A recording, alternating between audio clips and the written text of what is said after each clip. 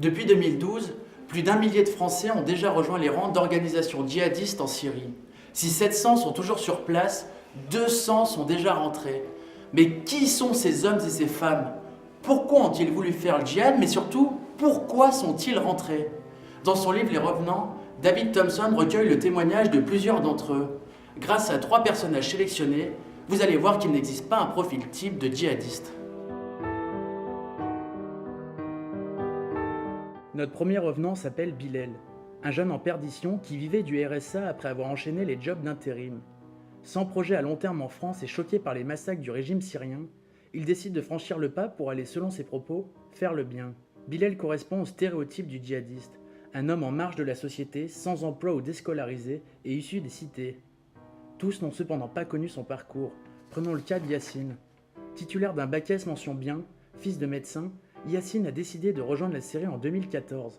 Après 2 échecs successifs au concours de médecine, la frustration avait envahi le jeune homme.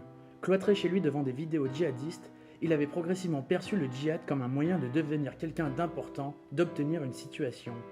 Safia suivait quant à elle un master en sciences de l'éducation avant son départ. Comme beaucoup de femmes djihadistes, elle disait ne plus supporter la position des femmes dans la société française. La jeune femme a rejoint la Syrie pour être libre de porter le niqab, un symbole selon elle de la lutte contre les jugements des hommes, mais aussi pour l'égalité. Ces 3 djihadistes sont aujourd'hui rentrés en France pour des raisons différentes. Déçus de l'État islamique, blessés ou contraints matériellement, tous ne portent pas le même regard sur leur expérience. Mais une question subsiste. Ces revenants sont-ils toujours des djihadistes? Pour Bilal, le déclic est venu après les attentats de Paris. Chauffeur pour l'État islamique dans le nord de la Syrie, l'homme ne se reconnaissait pas dans la politique de Daesh, et notamment dans l'imposition de la charia.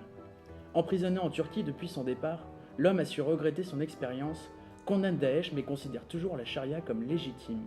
Le djihad de Yassine a été de courte durée. Catapulté sur le front, le jeune homme a été victime d'un tir de sniper dans la hanche. Par amour pour leur fils, ses parents étaient venus jusqu'en Syrie l'extirper d'un hôpital désaffecté. Aujourd'hui, sous bracelet électronique, le jeune homme consulte un psy pour lutter contre sa radicalisation. Safia a quitté l'État islamique pour des raisons matérielles plus qu'idéologiques.